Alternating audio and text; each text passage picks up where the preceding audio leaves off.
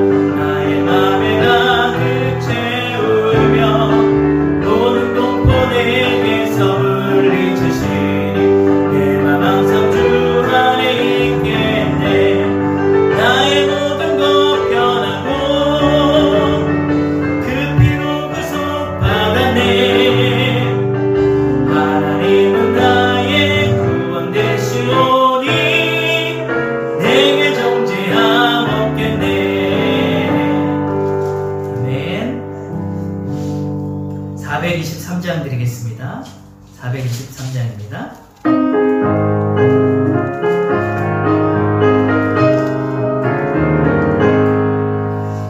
무엇보다도 더 검은 죄로 묻은 마음이 흰눈보다 너에게 깨끗하게 씻겨내 주의 보혈 흐르는데 믿고 뛰어나가 주의 은혜 내가 입어 깨끗하게 되었네.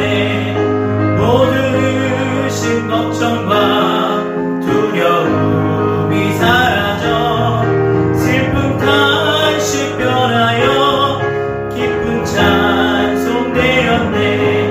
주의 보혈 흐르는데 믿고 뛰어나가 주의 은혜 내가 입어 깨끗하게 되었네.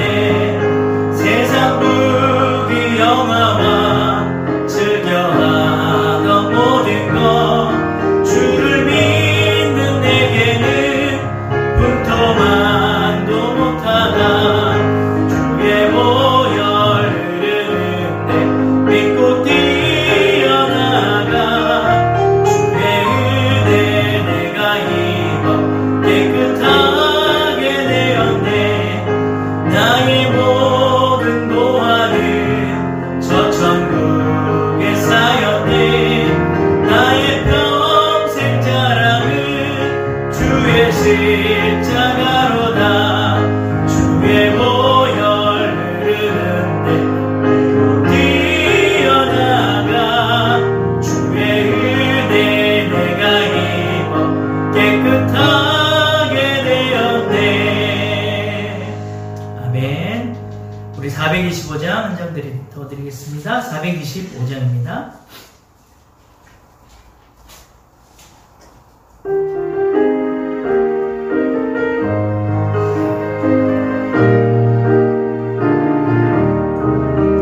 주님의 뜻을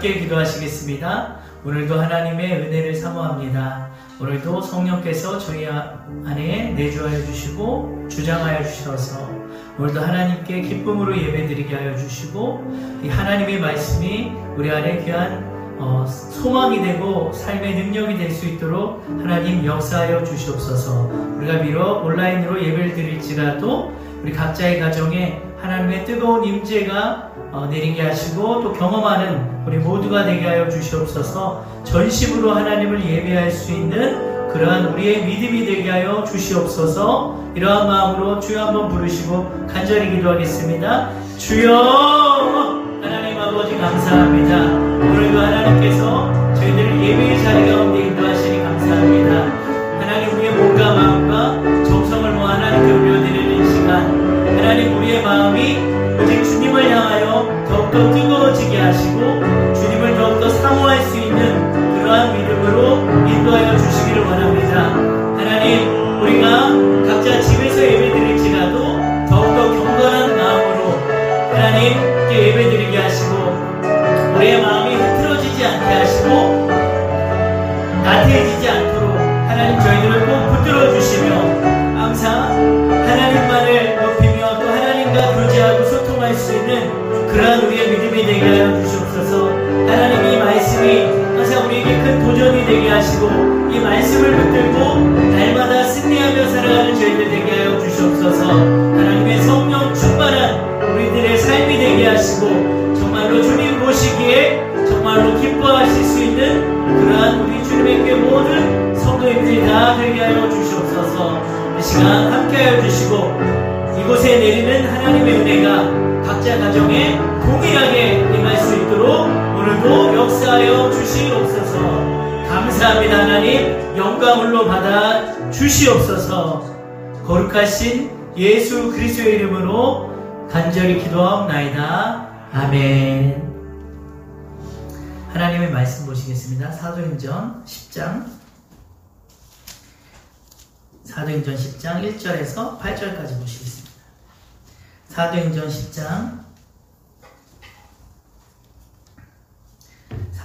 10장 1절에서 8절까지 말씀 보겠습니다. 자, 우리 사도행전 10장 1절에서 8절 교독하시겠습니다. 가이사랴에 고넬료라 하는 사람이 있으니 이달리아 부대라 하는 군대의 백부장이라. 그가 경건하여 온 집안과 더불어 하나님을 경외하며 백성을 많이 구제하고 하나님께 항상 기도하더니 하루는 제9시쯤 되어 환상 중에 밝히 보매 하나님의 사자가 들어와 이르되 고넬료야 하니 고넬료가 주목하여 보고 두려워 이르되 주여 무슨 일이니까? 천사가 이르되 내 기도와 구제가 하나님 앞에 상달되어 기억하신 바가 되었으니 내가 지금 사람들을 요바에 보내어 베드로라 하는 시몬을 청하라. 그는 무두장이 시몬의 집에 유숙하니 그 집은 해변에 있다 하더라. 마침 말하던 천사가 떠나매 고넬료가 집안 하인 둘과 부하 가운데 경건한 사람 하나를 불러 이 일을 다 이루고 요바로 보내니라. 아멘. 할렐루야. 오늘도 예배를 사모하신 여러분들 사랑 축복합니다. 자, 사도행전 10장은요 역사적으로 매우 중요한 그러한 장이라고 할 수가 있습니다. 지금까지 유대인 중심으로 복음이 전파됐다면 이제 이방인에게도 복음이 전파되는 대전환을 이루는 그러한 사건이 기록되어 있습니다. 이방인 이 고넬료의 회심 사건은요 앞으로 이방인의 사도인 이 바울을 통해서 땅끝까지 복음이 전파될 이 여건이 마련되었다고 볼 수가 있는 거예요. 자, 1절에 보면요. 우리 1절 한번 다시 한번 읽어보겠습니다. 시작. 가이사랴에 고넬료라 하는 사람이 있으니 이달리아 부대라는 군대의 백부장이라. 자, 가이사랴는요. 요바의 북쪽 약 50km에 위치한 항구 도시예요.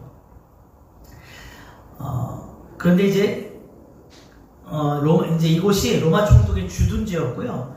이방인의 영향력이 오히려 유대인의 영향력보다 더 컸던 그런 지역이었습니다. 그리고 약 한 1000명에 달하는 이달리아 특별부대가 주둔하고 있었어요. 그리고 고넬료는 이제 그 중에서 한 100명을 지휘하는 군대 장교였죠. 자, 굳이 이달리아 부대라고 언급한 누가가 이제 이탈리아 부대라고 언급한 이유가 있어요. 그것은 이 군인들이 뭐 주둔지나 식민지에서 차출된 병력이 아니라 로마에서 온 병력들이었기 때문이에요. 그러니까 로마의 정규군이었다고 보시면 돼요. 로마에서 실제로 파견된 사람들, 그러니까 로마 사람들인 거죠. 자, 사실 이 베드로를 통해서 이제 베드로나 사도들을 통해서요, 성령의 권능을 받고 복음이 전파될 때 한 3,000명 또 많게 5,000명까지 회심한 사람들이 주로 유대인들이었거나 또는 헬라파 유대인들이었어요. 자, 그런데 지금 고넬료는 말 그대로 로마에서 파견되어 온 유대 피가 전혀 섞이지 않은 그냥 순수 이방인이에요. 당시 유대인들은요, 이방인들을 거의 사람 취급하지 않았잖아요. 지옥의 땔감이라고 여겼을 정도로 이방인들하고는 거의 상종을 하지 않았어요. 심지어는 유대의 피가 그래도 좀 섞여있는, 이스라엘 피가 섞여있는 사마리아인조차도 상종을 하지 않았던 것을 볼 수 있잖아요. 자, 그러니까 이 이방인들에게 대해서는 뭐 그 적대적인 마음이 오죽했겠어요. 그래서 예수님도 보면요, 가나안 여인을 개취급하시면서 자녀의 떡을 취하여 개들에게 던지기 마땅하지 않다, 이렇게 말씀하시는 걸 볼 수 있잖아요. 물론 예수님은 정말 뭐 그 여인을 무시해서라기보다는 그녀의 믿음을 보시기 위해서였고, 또 하나님의 구원이 먼저는 이스라엘에게 하나님의 뜻이 있었기 때문이죠. 그래서 그 믿음을 통해, 이제 그녀의 믿음을 통해 이제 복음이 유대인들만을 위한 그 전유물이 아니라는 것을 간접적으로 예수님이 드러낸 것이죠. 자, 그러니 유대인들이 자기 땅에 주둔해 있는 이 로마 군인들을 향해서요, 당연히 우호적일 리가 없어요. 그러니까 베드로를 비롯한 이 사도들도요, 사실 성령을 받고 복음을 전파하긴 했어도 어디까지나 유대라는 이 울타리 안에서 전했지, 이방인에게도 복음을 전한다는 것은 이들에게는 아직까지 이들의 그 유대적인 이 사고 때문에 낯설고 또 조심스러운 그런 분위기였어요. 로마인들도 역시 마찬가지겠죠. 식민지 사람들에 대해서 일반적으로요, 이 로마인들은, 이 로마 군대의 군인들은 상당히 배타적이었어요. 그래서 이 로마 군대의 이 장교가 유대의 종교를 받아들인다는, 이 유대교를 받아들인다는 것은요, 또 후에 이 고넬료가 예수를 받아들이는 것은 매우 충격적이고 어떤 획기적인 그런 사건이라고 볼 수가 있는 거예요. 자, 그리고 2절을 보면요, 이 고넬료가 어떤 사람이었는지 아주 구체적으로 묘사하고 있어요. 우리 한번 읽어볼게요. 시작. 그가 경건하여 온 지방과 더불어 하나님을 경외하며 백성을 많이 구제하고 하나님께 항상 기도하더니. 자, 고넬료가 어떤 사람이라고 합니까? 고넬료는 경건한 사람이다 라고 이렇게 말하고 있어요. 자, 그리고 그의 경건은 어떠한 경건이었냐? 온 지방과 더불어 하나님을 경외하고 백성을 많이 구제하고 하나님께 항상 기도하는 그러한 경건이었어요. 자, 그가 온 지방과 더불어 하나님을 경외했다는 것은요, 자기 혼자만 믿은 것이 아니라 집안 사람들을 전부 믿게 했다는 거예요. 그러니까 그 집안 사람들 모두가 다 유대교를 믿었다는 거예요. 유대교에 다 유대교였다는 거예요. 자, 그러니까 믿음의 확신이 없었으면요, 그가 자기 혼자만 믿고 확신이 들 때까지 아마 자기 가족들에게 입을 열지 않았을 거예요. 그런데도 불구하고 지금 온 집안과 더불어 하나님을 경외했다는 것이 이 고넬료의 경건이었죠. 제가 아는 어떤 권사님은요, 믿지 않는 남편을 얼마나 전도하고 싶었는지 이 남편의 구두를 가지고 와서 자기 발밑에다 두고 예배를 드리셔요. 그런 분을 제가 본 적이 있어요. 그러니까 하나님, 그러면서 이렇게 기도해요. 하나님, 제가 지금은 이 구두만 왔지만 다음에는 꼭 이 남편이 와서, 이 구두를 신고 남편이 와서 꼭 함께 예배 드리기 원합니다. 이렇게 기도하더라고요.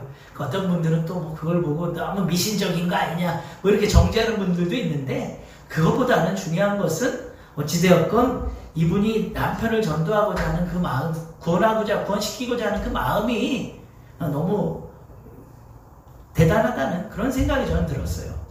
그래서 이처럼 온 집안을 다 신앙을 갖게 한다는 것은요, 쉬운 일이 아니에요. 내가 확신이 있을 때 할 수 있는 거죠. 또 고넬료가 백성을 많이 구제했다는 것은요, 당시 로마 군인들이나 관료들이요, 자신들의 지위를 이용해서 이 식민지 백성들을 보통 착취하는 착취하는 그런 분위기예요. 근데 지금 예외적으로 이 고넬료가 구제에 입었다. 상당히 놀랄 일이 아닐 수가 없죠. 율법의 제일 가는 계명이 뭡니까? 하나님 사랑, 이웃 사랑이죠. 하나님 사랑, 이웃 사랑을 이 고넬료가 실천했다는 거죠. 또 그가 이제 하나님께 또 뭐라고 합니까? 항상 기도했다. 항상 기도했다는 것은 언제나 어떤 일을 당해도 항상 기도하는 삶을 살았다는 것을 우리가 알 수가 있죠. 적어도 그가 유대교의 어떤 유대교의 외식적인 종교인들과는 달리 정말 하나님과 소통하고 있었던 사람이었음을 우리가 쉽게 짐작을 할 수가 있는 거죠. 자, 그런데 우리가 이 본문을 보면서 특히 우리가 이 사도행전 10장을 보면서요, 고넬료의 신앙을 본받자, 이런 고넬료처럼 되자, 이런 교훈만을 얻는데 머물면 안 돼요. 우리가 여기서 고넬료처럼 되자, 고넬료의 신앙을 우리가 본받자, 이러한 교훈을 받는 정도에 머무르면 안 된다는 거예요. 자, 여기서요, 우리가 반드시 간과해서는 안 되는 아주 중요한 사실이 한 가지가 있어요. 그게 뭐냐면요, 하나님께서는 이방인도 구원하신다는 거예요. 자, 하나님은 이방인의 하나님도 되신다는 거죠. 그러니까 하나님이 이방인도 구원하시고 이방인의 하나님도 되신다는 거예요.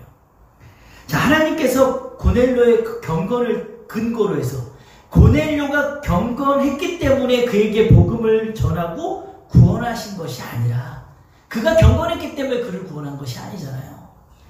그를 구원하기 위해 이끌고 계신 이 하나님께 그가 경건 또는 구제, 기도, 이러한 반응을 하고 있다는 그런 의미죠. 그래서 고넬료라는 사람의 경건에만 집중하다 보면은 정작 이 사도행전 10장의 중요한 메시지를 우리가 놓칠 수 있다는 거예요. 그가 비록 이방인이었지만 그럼에도 불구하고 하나님이 그를 찾아가심으로 이방을 향한 하나님의 은혜와 사랑을 성취하셨다는 아주 이 중요한 메시지를 우리가 깨달을 필요가 있는 것입니다. 사실 사울이요, 예수 믿는 자들 핍박하고 자기 종교적 열심으로 막 핍박하고 가두고 죽이고, 어찌 보면 극악무도한 살인자였어요. 예수 만나기 전에는. 그런데 예수님이 다메섹 도상에서 그를 만나주셨잖아요. 그러한 그도 만나주셨단 말이에요. 이와 같이 고넬료 또한 이방인이었지만 하나님이 그를 찾아가셔서 이방 선교의 문을 여셨다는 사실이 중요한 거예요.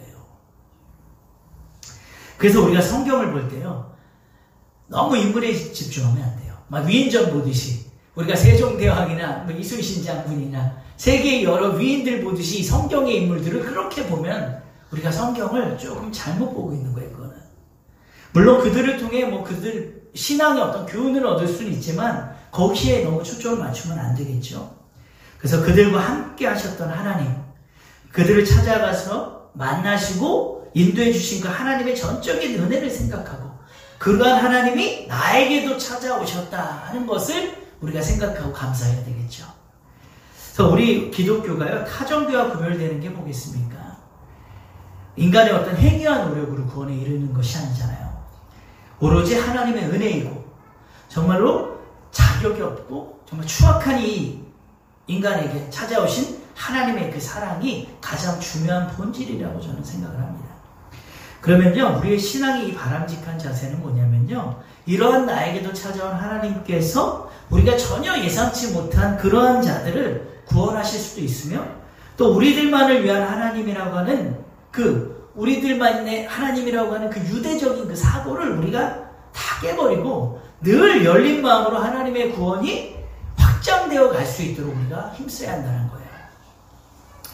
자, 3절에 보면요, 고넬료가 제9시기도 시간에 환상 중에 하나님 사자의 음성을 듣게 돼요. 자, 오늘날로 치면 이게 몇 시입니까? 3시예요. 3시, 오후 3시. 자, 그가 비록 이방인이었지만 그가 지금 유대교를 믿고 있는 사람이잖아요. 그러니까 유대교의 전통은 항상 하루에 3번씩 기도하잖아요. 시간을 정해놓고. 그래서 오후 3시에 그가 기도하고 있었던 거죠. 근데 기도하던 중에요, 환상 중에 지금 밝히 보았다고 하는 것은요, 비몽사몽간에 모호하게 이렇게 본 것이 아니라 매우 분명한 하나님의 계시를 받았다는 거예요. 그리고 이 하나님의 사자의 음성이 들리는데 뭐라고 합니까? 고넬료야 이렇게 지금 부르고 계세요. 주의 사자가. 하나님이 다메섹 도상에서 사울을 부를 때도 사울아 사울아 이렇게 부르셨어요, 예수님이. 근데 지금도 고넬료에게도 고넬료야 이렇게 이름을 부르고 있다는 거예요. 저는 하나님의 이 사자가요, 이 하나님의 구속사를 보면은 항상 이 결정적인 순간에, 아주 중요한 순간에 나타나신다는 거예요. 그러면 왜 이 시점에 주의 사자가 나타났을까요? 바로 이방 선교가 하나님의 뜻을 이루는 너무나 중요한 일이기 때문이에요. 한번 생각을 해보세요. 고넬료나 베드로에게 있어서요, 그냥 일상적인 방법으로 복음 전도하기가 쉬울까요? 앞에서도 말씀드렸지만요, 이 베드로에게는 아직까지 이 유대의 전통적인 사상이 잔재해 있기 때문에, 이 고넬료가 완전 이방인이기 때문에 그에게 복음 전하는 것이 베드로서는 상당히 껄끄러운 일이에요. 그래서 하나님께서는 이와 같이 특별한 방법을 통해서, 환상과 환상을 통해서 베드로에게도 환상을 보여주시고 고넬료에게도 환상을 보여주셔서 이런 특별한 방법을 통해서 이방인 전도의 어떤 새로운 기점이 되는 이 고넬료 회신 사건을 가능케 하셨다는 겁니다. 영국에 어떤 자매가, 영국에 사는 어떤 자매가 척추가 아주 크게 손상되고 디스크가 녹아버리는 큰 사고를 당했어요. 자, 여러 번의 수술을 받았는데 결국은 다시는 걸을 수 없다는 그런 선고를 받게 되고 장애인이 되어버렸어요. 다행히 이제 그녀에게 신앙이 있어서 그녀가 이제 그런 장애에도 불구하고 중고등부 교사로서 헌신을 하고 봉사를 계속 그렇게 이어가게 되었죠. 자, 그러던 어느 날 그녀가 3살짜리 꼬마아이로부터 기도를 받게 돼요. 그 꼬마아이가 다가오더니 기도를 해준 거예요. 기도는 아이가 할 수 있는 그런 기도였겠죠. 하나님, 우리 선생님 치료해 주세요. 이런 기도였겠죠. 자, 그런데 그날 밤 이 자매가 꿈을 꾸게 됩니다. 자, 그녀가 넓은 실내에 체육관 같은 곳에서 휠체어에 앉은 12사람, 휠체어에 앉은 사람이 12사람이 있는데 그 가운데 이제 자기도 속해 있으면서 어떤 남자의 목소리를 듣게 돼요. 제 꿈의 내용이에요. 그리고 그 남자가 자기의 이 휠체어 앞으로 걸어와서 자기를 위해 기도를 하니까 자기가 휠체어에서 벌떡 일어나는 그러한 꿈을 꾼 거예요.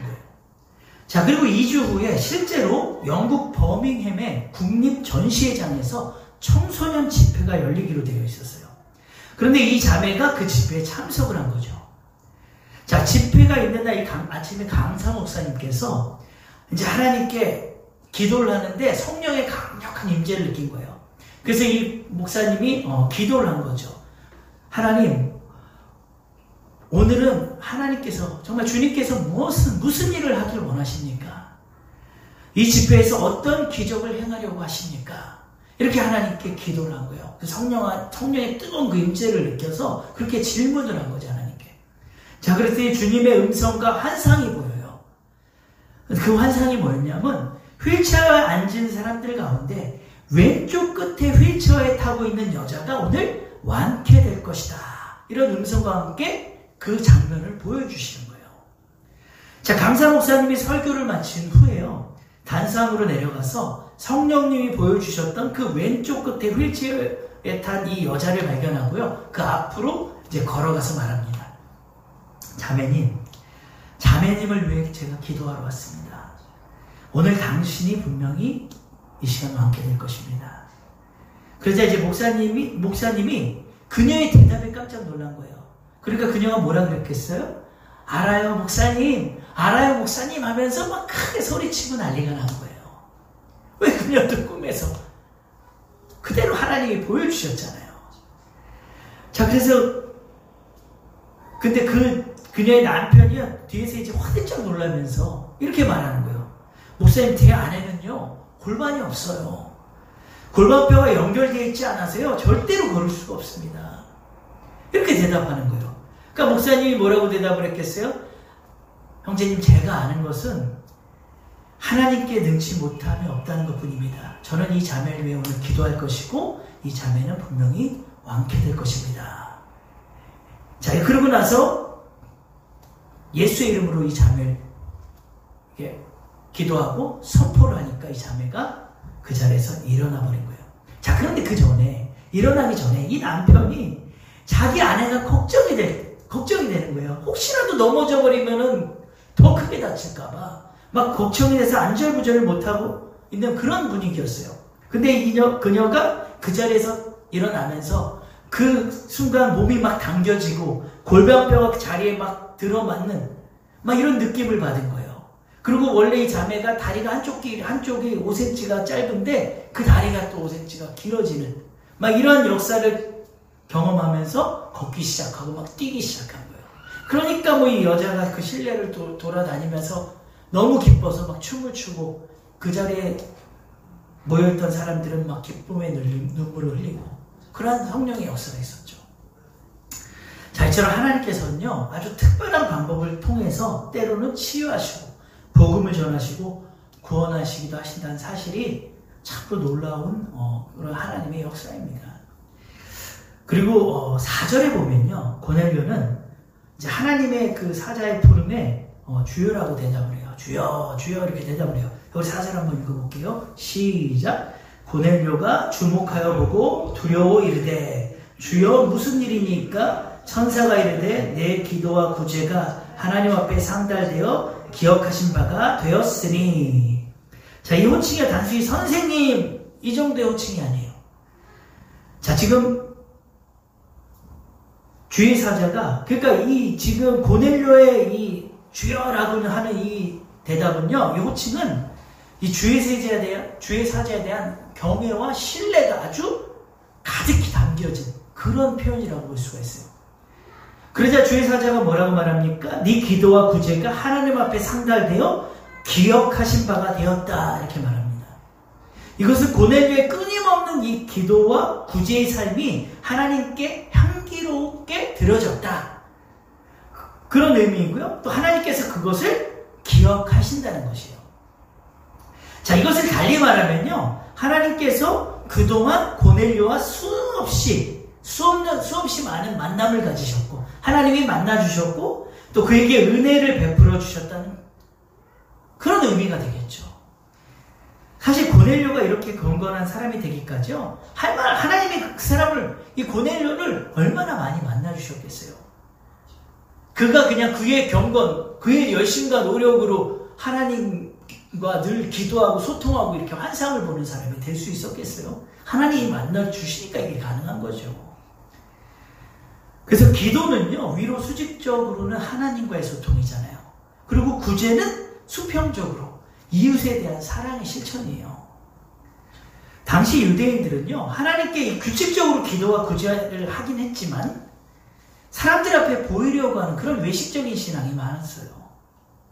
그러면서 하나님과 소통하는 자들이 별로 없었죠. 환상을 보는 사람들이 있었을까요? 하나님과 소통하는 사람들이 없는데 환상 보고 막 이런 사람들도 아마 별로 없었을 거예요. 유대인들 가운데. 자, 그런데 이 고넬료는 이방인이었음에도 불구하고 지금 하나님을 만난다는 거죠. 하나님을 만나고 하나님과 소통하고 환상을 봤다는 거예요. 그래서 이 유대인들은 보통 이들의 자부심이 뭐였냐면 오로지 성전, 율법 이 두 가지예요. 대체로. 그래서 성전과 율법만을 자랑하는 거예요. 날마다. 하나님과의 영적 소통에는 별로 관심이 없고 가난한 자들, 정말 소외된 자들의 구제에는 관심이 없고 그냥 오로지 성전과 율법만이 자기들의 어떤 프라이드였죠. 그래서 하나님께서는요 이 이방인이면서도 날마다 하나님께 기도함으로 소통하고 또 힘들고 어려운 이웃들을 진심으로 구제하는 이 고넬료를 통해서 유대인들에게 어쩌면 경고하고 있는 거예요. 야, 난 너희들만을 위한 하나님이 아니야. 나는 내가 원하는 어떤 자라도 만나주고 은혜를 베풀고 구원할 수 있는 온 인류를 위한 하나님이야. 난 나에게 진심으로 반응하는 자예요. 나에게 정말로 기도와 구제로 반응하는 자의 하나님이야. 이렇게 어쩌면 유대인들을 도발하고 있는 거예요. 지금 우리도 마찬가지겠죠. 여러분, 하나님께서요, 우리의 신앙의 어떤 면을 기억하시겠습니까? 얼마나 교회 오래 다녔고, 어떤 직분을 가지고 있고, 또 얼마나 내가 큰 교회 다녔는지, 이런 거 기억하실까요? 아니면은, 우리가 성경 지식이 많고, 어떤 교리에 아주 탁월한 그러한 부분들을 기억하실까요? 그렇지 않겠죠. 하나님께서는 오직 우리가 하나님과 얼마나 영적으로 소통했고, 그 소통을 통해 하나님의 뜻을 얼마나 이 땅 가운데 실천했는지를, 그것을 기억하시는 거예요.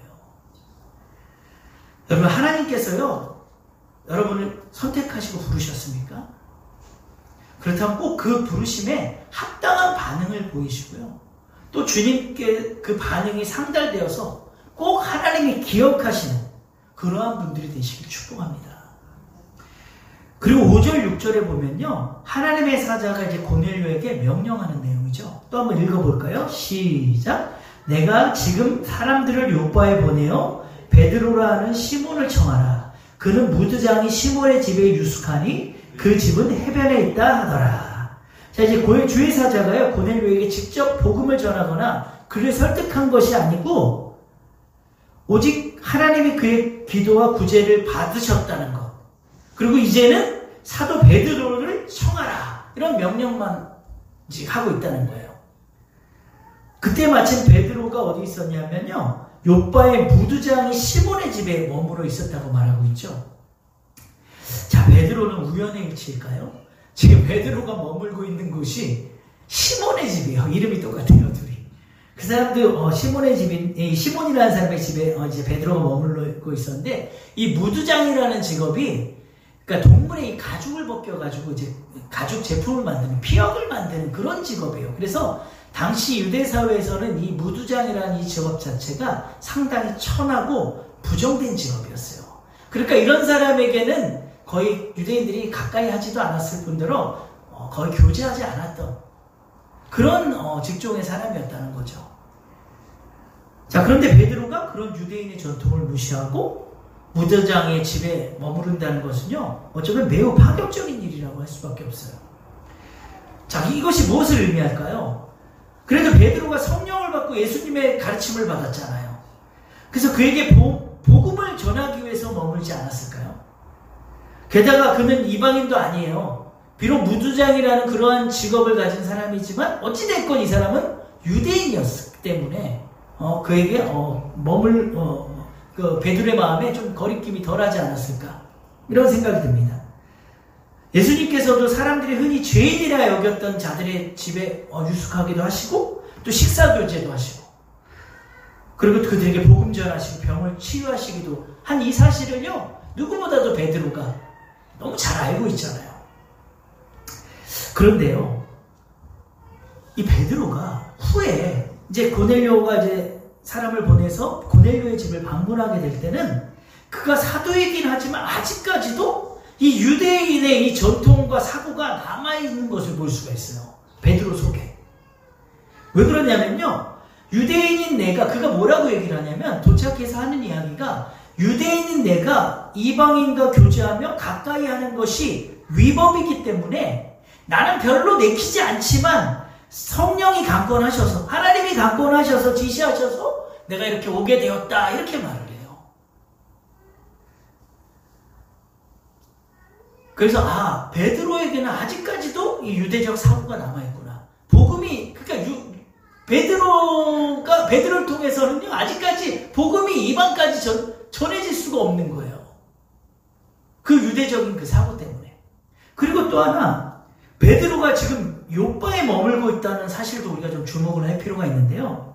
이 요바라는 지역은 아마 여러분 잘 아시겠지만, 이 구약의 요나 선지자가 니느웨로 가서 하나님 말씀을 전하라는 하나님의 그 명을 거역하잖아요. 그리고 중간에 머물렀던 그 길목에 있던 곳이 바로 이 요바예요.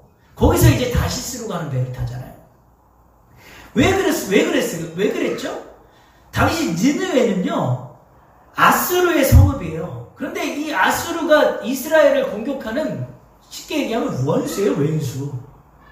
그렇기 때문에 요나 선지자 입장에서 그런 원수들에게 하나님의 말씀을 전하는 것도 싫었고, 또 그 말씀을 듣고 이들이 회개하고 또 하나님의 또 심판을 면하게 되는 것조차도 싫었기 때문에 요나는 니느웨로 가기 싫었던, 니느웨 가서 하나님의 말씀을 전하기 싫었던 거예요. 그런데 그 돌아가는 그 길목에, 그러니까 니느웨를 가는 그 길목에 있었던 곳이 바로 이 요빠라는 곳이죠. 그런데 오늘 본문에 이 베드로도 지금 이방인 고넬료에게 복음을 전하라는 이 하나님의 계시를 받았을 때요, 이 머무르던 장소가 바로 어디입니까? 지금 요빠라는 지역이에요. 그래서 그의 유대적 사고로는요, 이방인들에게 앞에서도 말씀드렸지만 복음 전하기가 영 껄끄러운 거예요. 그래서 결국 환상을 통해 하나님의 지시에 순종함으로써 이제는 이방인 선교의 문이 열렸다는 거죠. 그래서 이 사건이 없었더라면, 여러분 생각해 보세요. 이 사건이 없었으면요, 이방 선교의 문이 열리질 않아요. 이 사건을 계기로 해서 이제 그 다음에 누가 본격적으로 복음을 전하기 시작합니까? 이방에? 사도 바울이에요. 그렇기 때문에 이제는 그러니까 오늘 이 10장의 고넬료 회심 사건이 정말 너무나 중요한 역사죠. 하나님 구속사의 관점으로 볼 때 너무 중요한 사건이라는 거죠. 그래서 베드로는 복음의 전파를 어쩌면 제한하려 했지만 하나님은 이미 계획하신 바 되었고, 하나님이 사도행전 1장 8절에서 분명히 예루살렘과 온 유대와 사마리아 땅끝까지 복음 전하라고 하셨잖아요. 근데 베드로는 왜 이런 제한적인 사고를 아직까지도 버리지 못했는지, 후에는 그도 쓰임을 받게 되었지만 아직까지는 그런 유대적 사고가 남아있었다는 거죠. 근데 하나님은 이미 말씀하셨기 때문에 그것을 이루시기 위해서 고넬료 집안의 이 구원을 통해서 이방인 선교에 물꼬를 트신 거죠. 그래서 오늘 우리는 이 말씀을 통해서요, 하나님의 사랑이 얼마나 위대하시고 사람이 아무리 제한하려고 해도 하나님은 강권적으로 하나님의 방법을 통해서 구속사를 이루어 가신다는 이 사실을 우리가 깨달을 필요가 있습니다. 또한 고넬료의 그 경건한 믿음을 통해서 우리도 하나님께 늘 기도함으로 소통하고 또 많은 구제를 통해 이웃사랑을 실천하는 그런 그리스도인이 또 되어야 될 줄 믿습니다. 그래서 하나님의 은혜에 늘 감사하시는 우리 주님의 교회 성도님들이 다 되시기를 예수님의 이름으로 축원합니다. 자, 우리 찬송 한잔 하시고 받은 말씀 붙들고 기도하겠습니다. 자, 예수는 나의 힘이요. 93장 드리시겠습니다.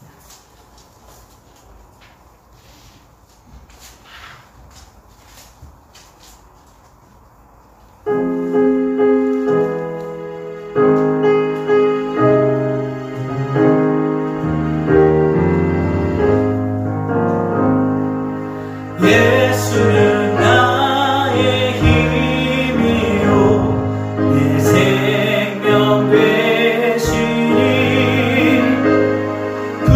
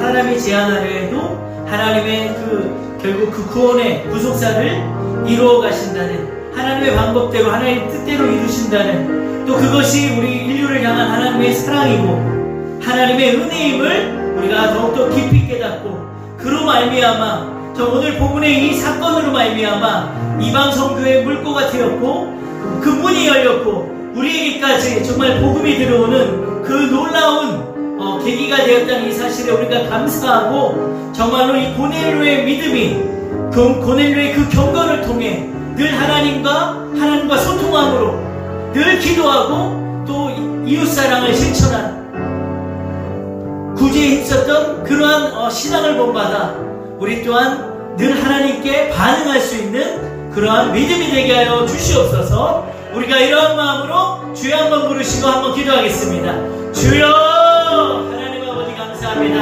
하나님 오늘 우리가 이 본문 말씀을 통해 하나님께서는 정말로 사람의 생각과 달리 어떤 사람의 그런 인간적인 그런 전통과는 달리 하나님의 뜻을 하나님의 방법대로 이루어 가신다는 사실을 알았고 그것이 곧 하나님의 사랑이요 인류를 향한 하나님의 은혜임을 우리로 하여금 깨닫게 하셨습니다. 하나님 아버지 오늘 정말 이 사도행전의 이 사건이 고넬료의 회심 사건은 앞으로 정말로 있게 될 사도 바울의 그런 이방 선교의 문을 연 것이며 그런 아버지 계기가 된 중요한 역사적 사건임을 우리가 깨달았사오니 우리 또한 하나님 우리의 어떤 인간적인 생각으로 하나님의 뜻을 제한하지 않게 하시고 하나님의 그 구원의 문을 제한하지 않게 하시고 어떤 자들에게도 복음이 전파될 수 있도록 확장되어 갈 수 있도록 우리가 열어가는 자들이 되게 하여 주시옵소서.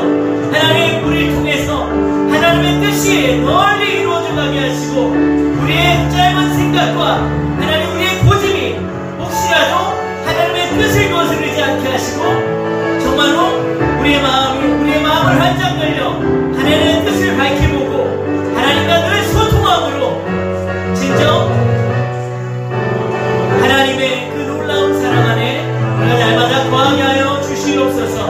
하나님 아버지 우리가 날마다 고넬료와 같이 정말로 하나님의 그 사랑과 은혜에 반응하게 하시고 우리의 믿음이 하나님 보시기에 기억하신 바 될 수 있도록 역사하여 주시옵소서.